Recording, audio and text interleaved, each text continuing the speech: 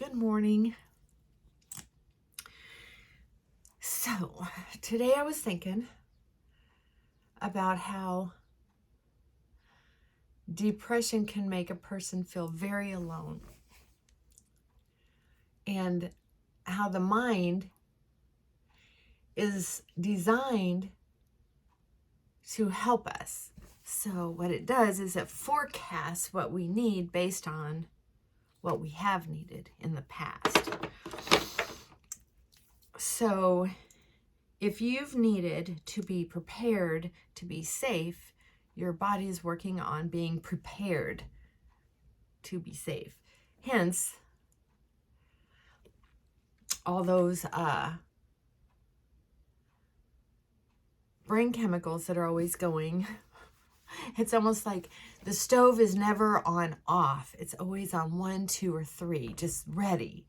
Not hot, not triggered, but ready to be triggered.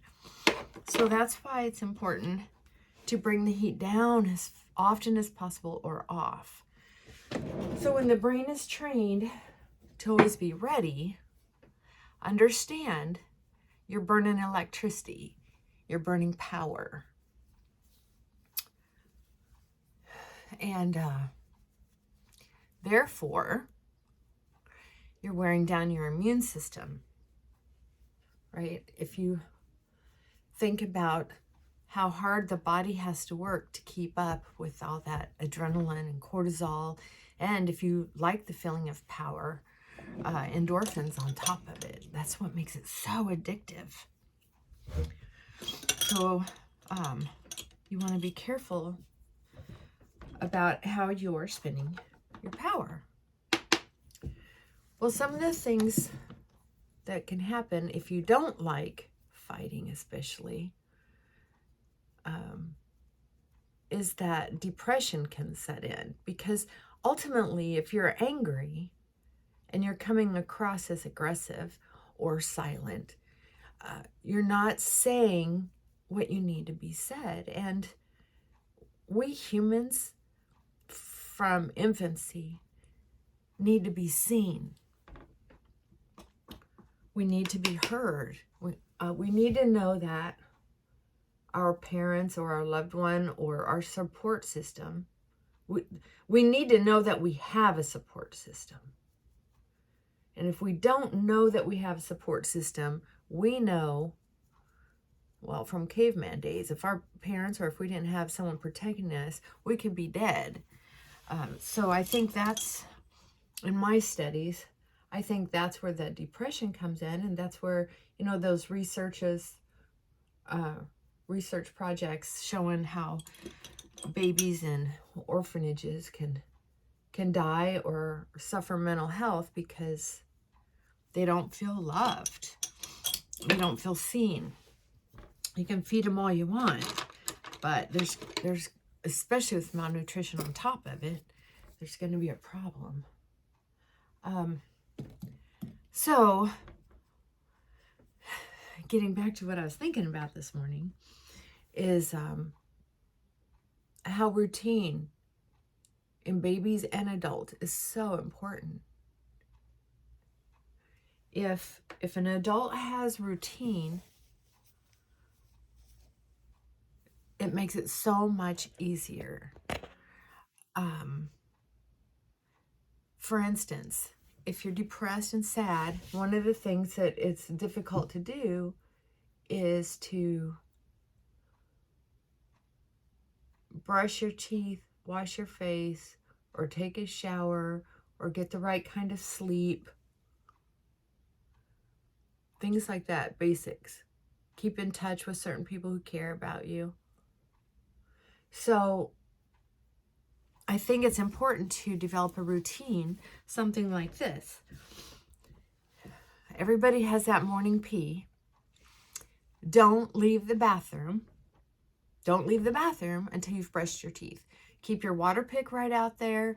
Keep your toothbrush right out there. Make it easy and accessible.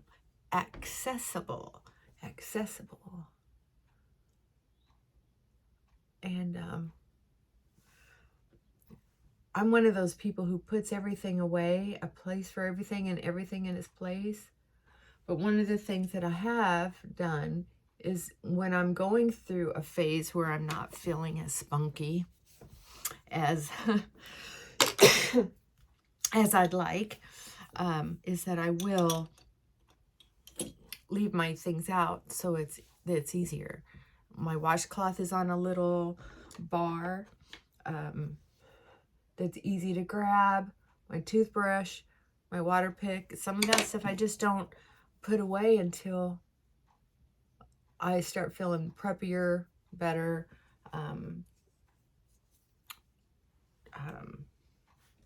more stable, right? And we all have ups and down days, but some days are just worse than others, and sometimes are days at a time, or sometimes a few weeks, depending on how you're kind of put together, right?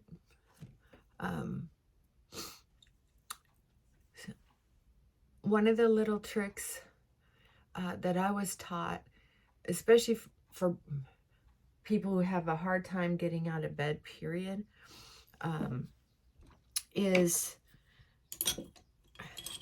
try to tap in. I like to call it a sense of humor, but my mind can hear a word and go ahead and accept that the message is good. I just need to change a word or two, right? So you may not use the word sense of humor because that may be insulting to you. But one of the things that I do when I'm depressed is I use my sense of humor. I can kind of tap into that.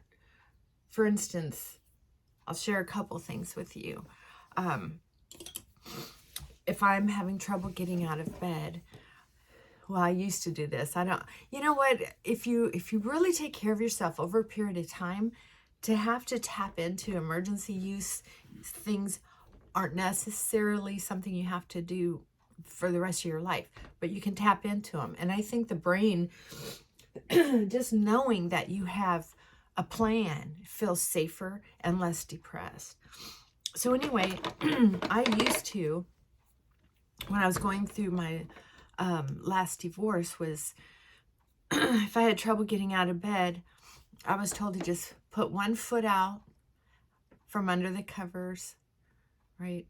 One foot out into the cold, and then inch my way out, and like a cartoon, just start sliding my body out a little at a time onto the floor. I know, funny, right? And then I was told to go ahead and say a little prayer of gratitude that I was able to get out of bed. You can pray to whoever you want. And make my way to the bathroom, because you got to do that morning pee. You know that. I'm not telling you something you don't know, right? And then I already told you the rest. And I can tell you this. I always felt better once I brushed my teeth and washed my face. I'm not talking springing off the walls, but I can tell you it's better to feel something than darkness, right? It's better to be at a 1 or 2 or 3 than a 0. Also, one of the reasons why I'm so committed to makeup is because research shows if you feel like you look better, you feel better. That's just how it is. You can argue makeup all you want, and it doesn't have to be makeup for you. It could be just putting your hair back in a ponytail. When my hair was longer, that's what my thing was too, is if I was feeling really down, my hair went up into a ponytail. I had a clean face. I had a little lip gloss and mascara. And then my godmother taught me how to do my eyebrows. That helped a lot.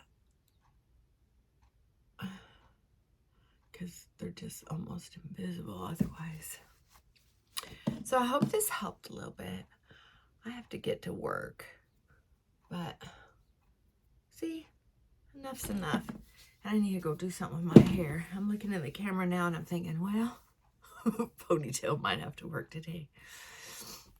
So, another thing I was thinking about, and I'll share this with you as well. oh, my hair might look okay, is,